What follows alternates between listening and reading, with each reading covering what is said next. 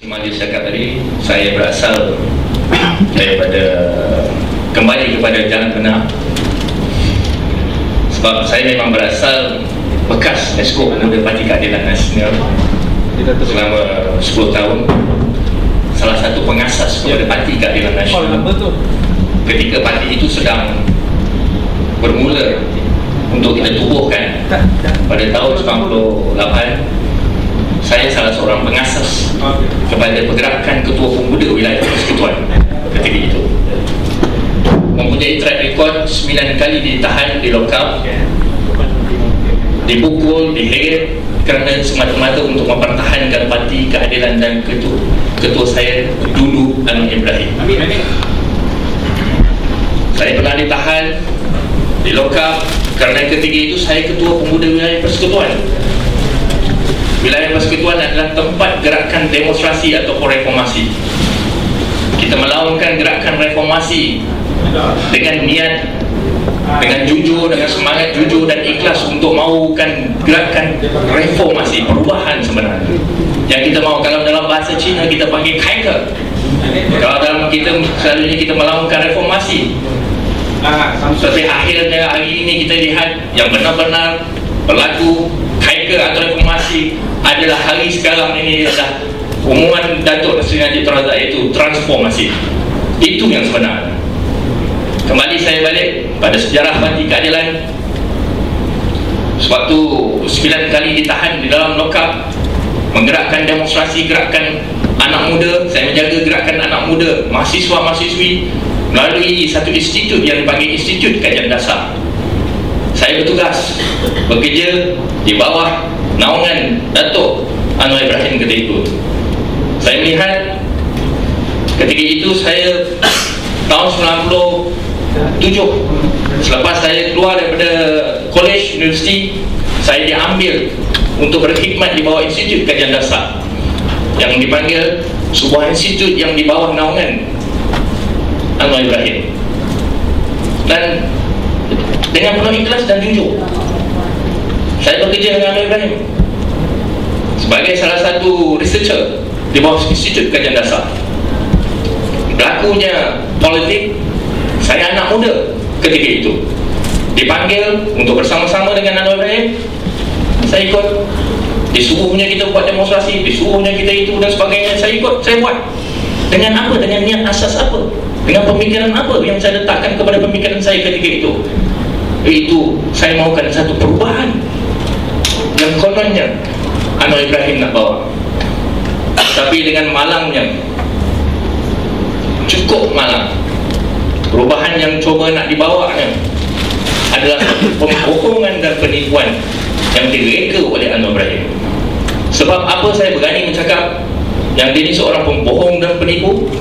Sebab Parti Keadilan ini ditubuhkan dan diasaskan dengan kehidupan harian dengan menipu dan terus menipu. Salah satu contoh yang saya ingin dedahkan hari ini, saya juga tunggu kawan-kawan kita yang lain seperti Umar Hafidah dan Zaid Ahmad Arif untuk mendedahkan. Tapi hari ini eksklusif untuk orang Sarawak. Saya harap tuan-tuan tidak marah saya selepas ini. Bagaimana kita merosakkan pemikiran orang dan anak muda, orang Melayu, orang Islam ketika itu dengan meletakkan fitnah kepada Tun Mahathir. Fitnah apa yang bentuk kita buat?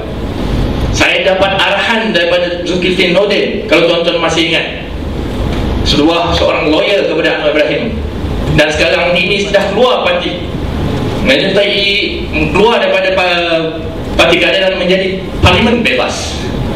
Saya masih ingat, sebab lawyer ni tuan-tuan, dia senantiasa berulang balik ke mahkamah, ke penjara untuk berjumpa dengan Anwar Ibrahim. Saya dapat satu note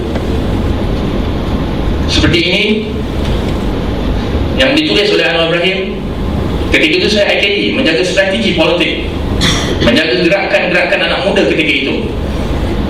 Salah satu pendedahan yang akan saya buat hari ini ialah beliau mengarah Zulkifli Nordin menghantar not kepada saya.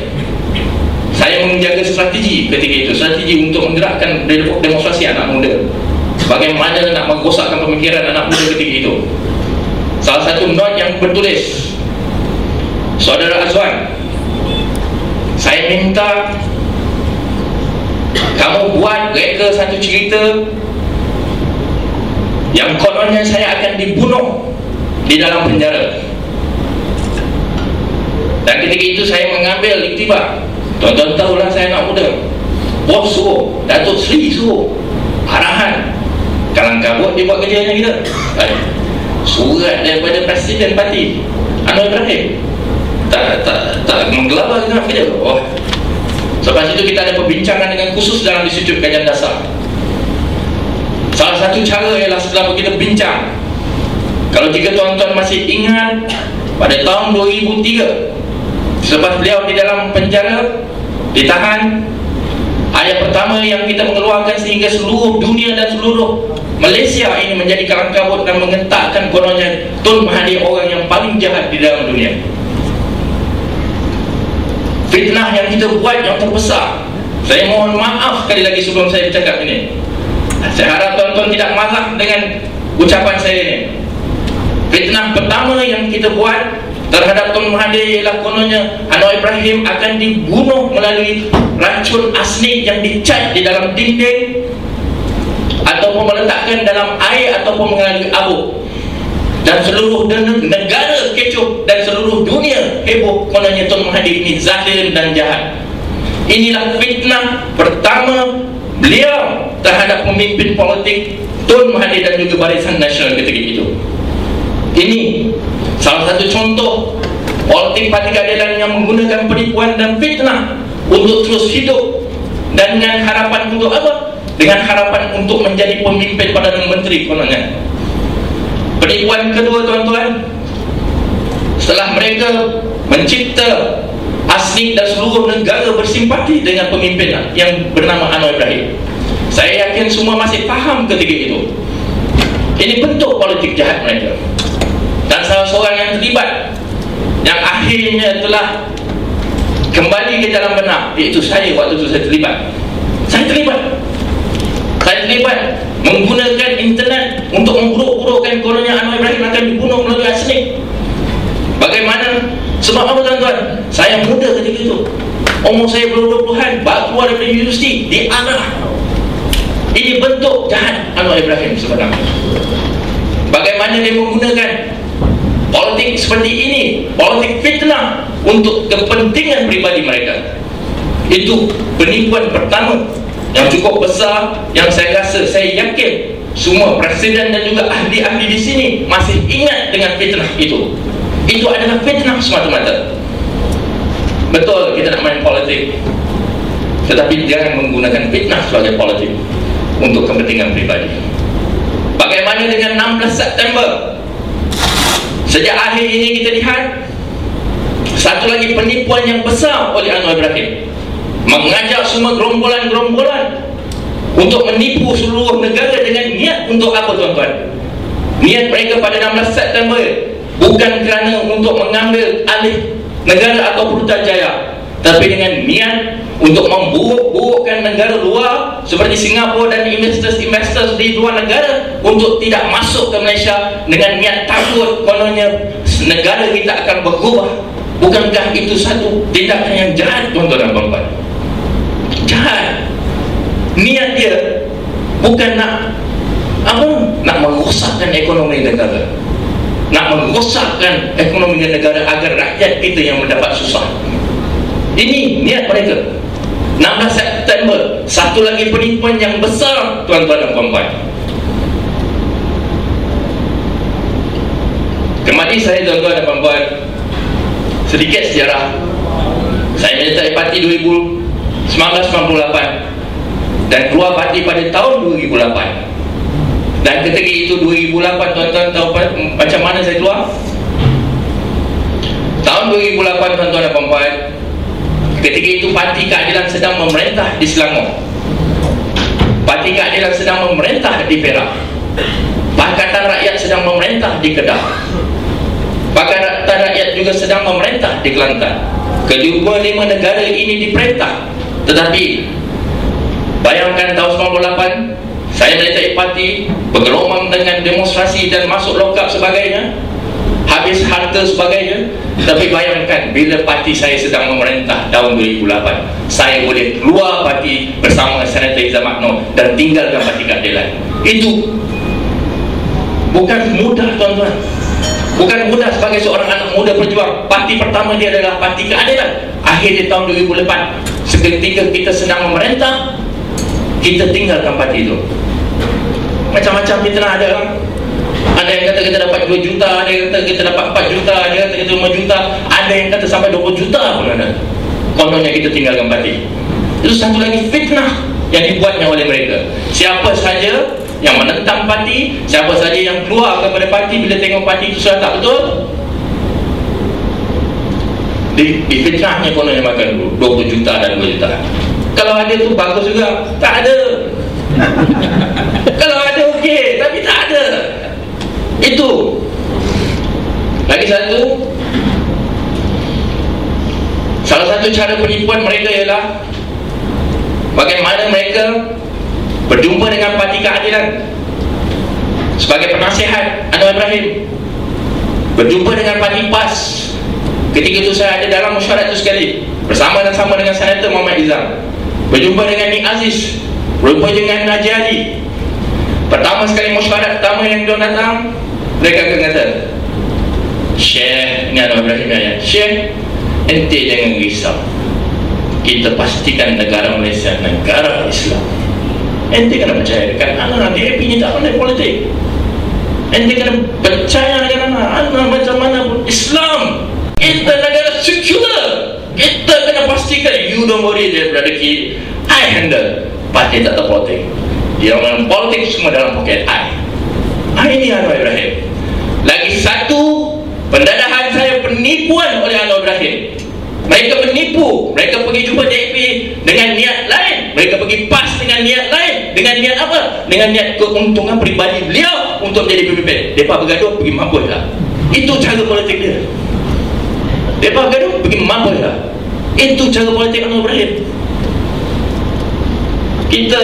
Saya pun terfikir waktu tu, aku ni betul ke bos aku ni kan? Saya terfikir, betul ke bos aku ni kan? Dia ni aku rasa kalau jumpa ulang dengan dia, baik bunuh dia dulu lah. Menipu. Cara dia menipu tu. Sebab apa? Sebab tidak ada asas langsung seperti politik yang kita lihat, seperti Barisan Nasional. Betul, UMNO yang mengetuai Barisan Nasional, tetapi mendudukkan dengan semua barisan-barisan lain, melibatkan semua parti, melibatkan juga pertubuhan-pertubuhan seperti KIMA, melibatkan juga seperti pertubuhan-pertubuhan lain, duduk satu table, berbincang. Yang ini boleh, yang ini tak boleh, yang itu okey, yang ini untuk Melayu, yang ini untuk orang Islam, yang ini untuk orang India, yang ini untuk tu. Semua dibukanya secara terbuka. Ini buktinya politik mereka, politik apa dalam Barisan Nasional? Politik yang mengangkat politik jujur dan amanah yang mereka perjuangkan seperti itu.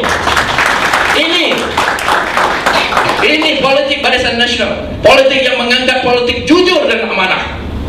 Mereka tidak pernah tipu, pergi ke DAP, pergi ke PAS cakap lain, pergi kat situ cakap lain. Tetapi apa yang berlaku dalam Barisan Nasional, mereka mengangkat politik yang jujur, politik yang amanah, memanggil semua barisan untuk berbincang atas dasar kepentingan negara. Betul atau tidak?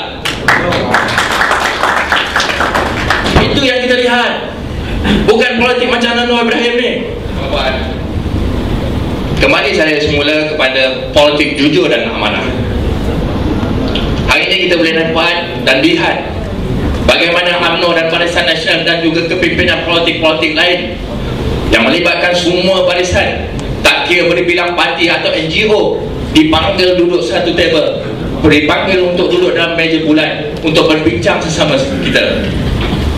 Begitu juga dengan beberapa pendedahan yang saya telah buat dua perkara. Pendedahan awal saya iaitu memfitnah kepimpinan-kepimpinan Barisan Nasional.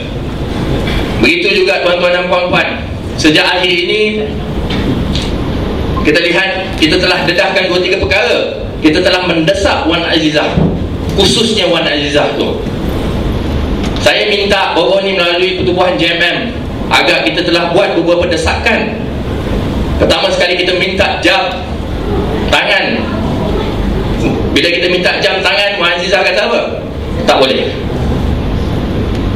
Untuk membuktikan yang itu bukan Anwar Ibrahim. Bila kita minta jam, dia kata tak boleh. Bila kita minta dia bersumpah, dia kata saya rasa dia takut. Bila kita minta sumpah, dia kata tak perlu. Akhirnya kita minta dia buat Suruhanjaya bebas untuk menentukan betul atau tidak Anwar Ibrahim. Apa yang dia jawab? Suruhanjaya pun tak perlu. Tetapi sebelum ini saya pernah duduk dalam parti keadilan. Kita lah parti yang cukup hebat dengan Suruhanjaya. Apa sahaja yang berlaku, kita tuntut untuk minta Suruhanjaya. Dulu apa sahaja yang kita minta, apa sahaja yang mereka rasa salah, walaupun semut hilang dalam kementerian, mereka akan minta Suruhanjaya untuk menentukan. Tetapi bila sampai masa pula kita untuk minta Suruhanjaya, yang pertama sekali ayat mereka kata tak payah, tak payah.